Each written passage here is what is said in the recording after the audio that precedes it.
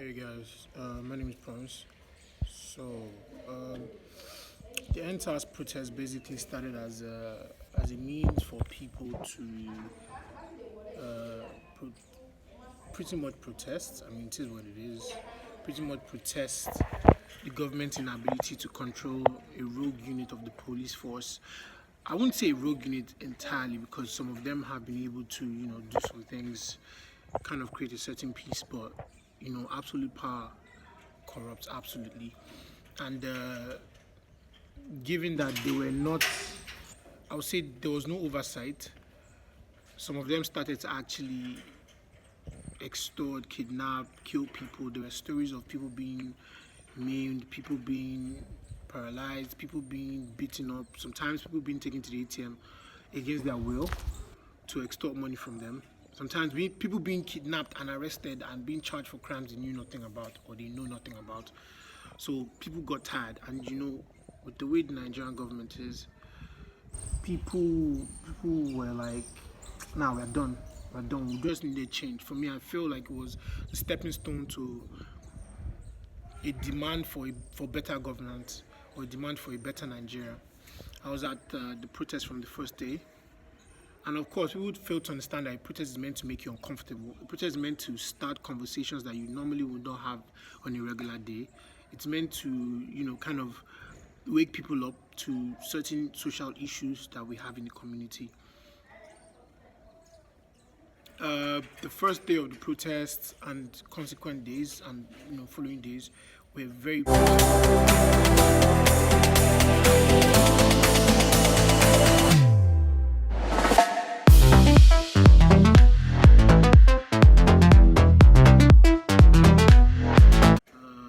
shout out to the Feminist Coalition, FK Abudu, and some other people who were able to handle not just logistics but legal fees, feeding, water, drinks, masks, even whistles for women to kind of keep them protected if they were ever harassed. Because at some of the protest spots, certain guys came there, of course, in a gathering of people like that, certain people lose focus and start to do things that they were not or they are not meant to do at those venues. So shout out to the Feminist Coalition for making sure everything runs smoothly, which is funny because given the allocation of federal government, allocates every year to governance, it's ridiculous because those women were able to use less to do a whole lot more, which for me is a very very impressive thing. So as I was saying, back to the protests were actually very peaceful. I'm not even going to lie. To the extent that we actually started to complain because it felt like people were actually losing focus of the main reason we're there and were doing certain things that they were not meant to do. Some were there to look for the opposite sex, some were there to just eat. I mean, and you can't blame them because there's hunger in the land. Our government has not really done much. And yes, it's easy to absolve themselves of blame and say, oh, if you guys want to do this, why not enter politics? Like a certain former actor said. But, it's fine. Once people are in a position of privilege, they tend to forget that they once were in a different place before. So sometimes they speak from a place of privilege, of which they've not lived the lives of the average Nigerian, which is really hard. If you've stayed around the certain average Nigerians, you know what I'm talking about. Like these guys, some of them are disillusioned. They don't feel like they can, and that's as a result of government policies from years back, like things that have not been discussed. In fact, I keep telling people that if we are not careful, we return back to things that led to the Civil War. Because every underlying issue that led to this first Civil War, that led to the first coup and the first Civil War, we still have like little glimpses of, not little, like major glimpses of those events that led to those other events, because we are so scared and history is not being taught in our schools. So the government has not done enough, but then it's left for us, the young people, now to educate ourselves, watch these people and make sure we don't become those things we hate, because it's easy to say, oh yeah, we need a change of government and then hand over power to certain people. I mean, we've seen it with certain people who are police reformers or police helpers, sort of. You know who I'm talking about, of course. And those kind of people are super narcissistic. Like Abi, am I correct? there's a hint of narcissism.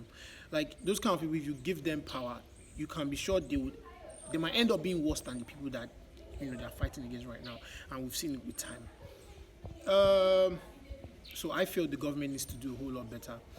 I'm not going to judge because no, I'll say they need to do a whole lot better. They actually need to do a whole lot better, because if they don't, there's this saying that the people who have nothing to eat and then they'll eat the rich, and it's just sad because the rich in this case might be the middle class, which is fast declining, or at least the lower class who are managing to make ends meet. So the government needs to do a whole lot more. And if they know they cannot, because I feel they've forgotten that they are public servants. We've put them on a pedestal where they feel, oh, we are not public servants anymore. No, you are public servants. You are there to serve the people, not the people there to serve you. So you need to understand that people put you there. Even if the people's votes did not put you there, you are put there to serve the people, not the people to serve you.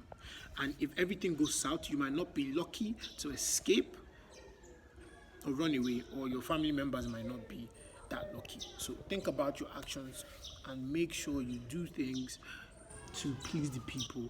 Of course, we are not saying corruption is like a global pandemic. I mean, or a global epidemic. I can't remember which one is the correct term right now, but corruption is a global problem. But that doesn't mean you need to leave the duties you are there to do and now start embezzling public funds alone. I keep telling people this. See, you can't tell me in Dubai there are no corrupt persons. Of course there will be, but they actually made their system work for them.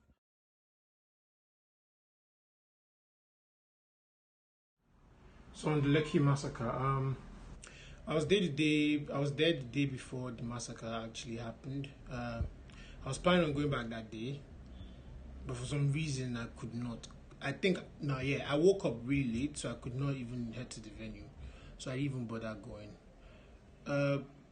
But as at 12 o'clock, I was on Twitter, and then I saw the tweet of the governor, and I just knew something bad was about to happen, because in a state like Lagos, you don't just impose a curfew 4 hours to when you expect the curfew to happen, or even 7 hours. It has to be like a day or like a couple hours before, giving people time to get back to their destinations. But this is not happening, so I knew something was going to happen. So I called my family, I called some of my friends on the island, and I said, yo, bro, given the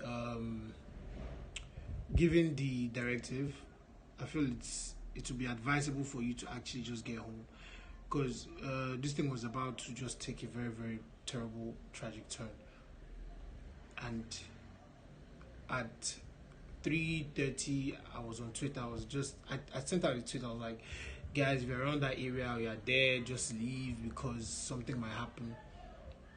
And I started having this very uneasy feeling, like something was actually going to happen, because we know Nigerian security operatives to like abuse power. Like I said earlier, absolute power corrupts absolutely, and we knew they were going to abuse power. How? We didn't know, but we knew something was going to happen. At least I felt something was going to happen, and I knew something was going to happen. And there's one thing about me: once I start feeling some way, I know something is definitely going to happen. So at 4 o'clock, nothing happened. 4:30ish, started hearing reports that soldiers were moving towards the toll gate, and as at after 5, I believe, to 6, that's when the shooting started. I believe in that time frame, and Twitter was a buzz. Like, people were losing their minds, and I called the conference, and I'm like, you see what I told you? This was going to happen. And then the president, in his absolute ignorance, or I would say lack of care, just decided not to say anything for a couple days. It was scary, because I was even hearing bodies were taken. We're on live, DJ Switch's live, and then we saw bullet wounds, saw people on the floor, blood everywhere. It was just a very gory sight. It was disappointing, but then not surprising, because this is Nigeria and this is what happens. This is not the first time, which is why I believe this was a movement for once, for actual change. There have been protests in the past, but this one, Nigerians really decided that, we're not going to take this again.